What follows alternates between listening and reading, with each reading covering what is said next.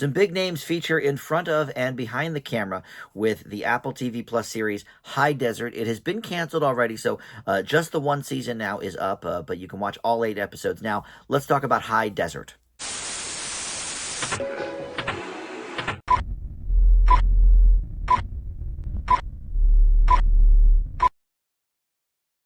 Hey guys, Dan here. This is Dan Reviews It. Welcome to my TV review for the Apple TV Plus series High Desert. You can stream this right now. All 8 episodes are available for its one and now only season on Apple TV, starring Patricia Arquette and Bernadette Peters and many people we've seen before. And Patricia Arquette, one of the producers, but also Ben Stiller producing this show as well. So a lot of big names, like I mentioned. Before we launch into any specifics about the show, though, and my thoughts on it, let me welcome you into Dan Reviews It. Thank you for finding this video. We do movie and TV reviews here on the channel, and just about every day something new goes up. So always a lot to check out.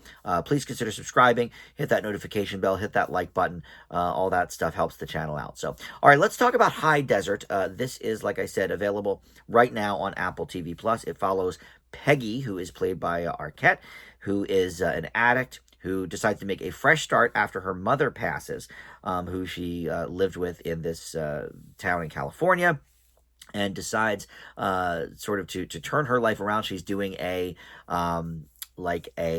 retro kind of show about the gold miners, in like a gold mining town, one of those performance pieces. But she decides, no, I want to change gears. I need a real career here. I'm going to be a private investigator. So she stumbles upon the investigative firm run by Brad Garrett, another big name here, and he reluctantly hires her to try and figure out, this one mystery that he's working on for his failing business.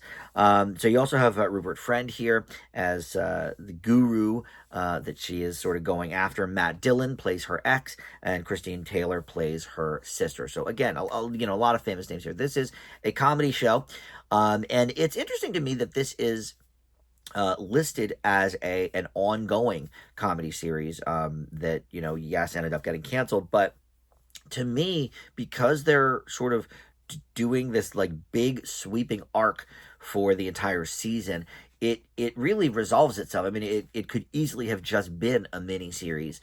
And I guess they don't do really a lot of comedy miniseries. Most of the miniseries are of the drama variety or action or something, or even horror. But we don't see really a lot of comedy miniseries. So I guess maybe the idea was each season she would tackle, a different case or something. But this first season is so personal with her character too, because it involves the loss of her mother, and then the Bernadette Peters character comes in.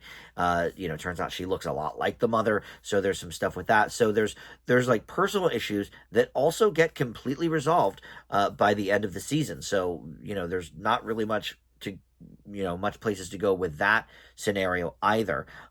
So at the end of it, I was sort of shocked that it was kind of billed as an ongoing series, because it didn't seem like, I like these characters, and I could see, her and the Brad Garrett character like moving on to a different case each season or whatever. But everything wrapped up, quite fine at the end of the season. So there's not really any reason to go forward other than to sort of revisit these characters. At first, I thought it was going to be a little bit more like the Natasha Lyonne series Poker Face on Peacock, which I loved from earlier this year.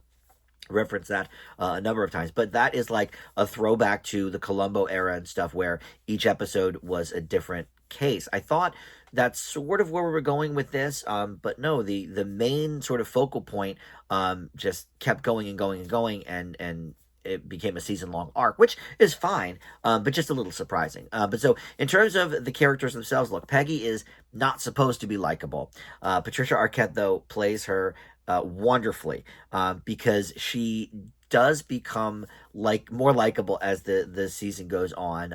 You realize that, okay, she doesn't really give a crap about a lot of people, and even herself at times, and we've certainly seen a lot of shows where there's an unlikable main character, Seinfeld, Always Sunny, Curb Your Enthusiasm, but and not that she even has really that much of an arc during this season, really, except for when we kind of learn more about the stuff with her mom, and we see some flashback things. and we see, okay, well, this is maybe how she got shaped a little bit into this sort of angry individual and narcissistic, certainly. But because Arquette plays her sort of more in the wacky vein than the a-hole vein, it becomes, I don't want to say a likable character, but somebody that you actually want to continue to watch. And it reminds me a little bit of like some of those Greg Garcia shows, like My Name is Earl or Raising Hope, where there's, kind of unlikable characters, but they're being kind of wacky and over the top, and so it's kind of humorous to watch. And her interactions with Brad Garrett are great. It's always good to see him. Huge Everybody Loves Raymond fan here, and a lot of his stuff, post that show has been pretty interesting to watch as well. And this is one of them. So if you can get past the idea that the Peggy character is really not very likable, then I think you'll enjoy the ride. And this was directed, by the way, all 8 episodes by Jay Roach, which is, I think Ben Stiller probably got him involved because Stiller was supposed to direct at least the pilot, and then Jay Roach came on board, and Jay Roach directed Meet the Parents, and he's got a huge list of comedy films on his resume, including, Austin Powers and a lot of these, movies from the late 90s and early to mid 2000s. But obviously him and Ben Stiller have some sort of friendship from back in the day, and he brought him on. And so Jay Roach directs all 8 episodes of this, which it's pretty rare for a streaming show to have the same director, for all 8 episodes. So, love that he was able to do that, because it does give, a singular vision, and it gives us more of a chance to kind of appreciate the idiosyncrasies of Peggy, because you have a director that, okay, is sort of focused on knowing, okay, this is who this character is. This is why we want the audience to relate to her, or maybe why we want the audience in some aspects to be against her. And that's always interesting. So look, it's kind of a bummer that this was discontinued as a series. We're only going to have these 8 episodes, but again, it wraps up perfectly. There's no cliffhanger at the end of the season, really. So you can watch these kind of as a mini series and enjoy it. I ended up watching the whole series in one shot. They're just half-hour episodes. So very quick to just binge in a day. I leave High Desert with a B.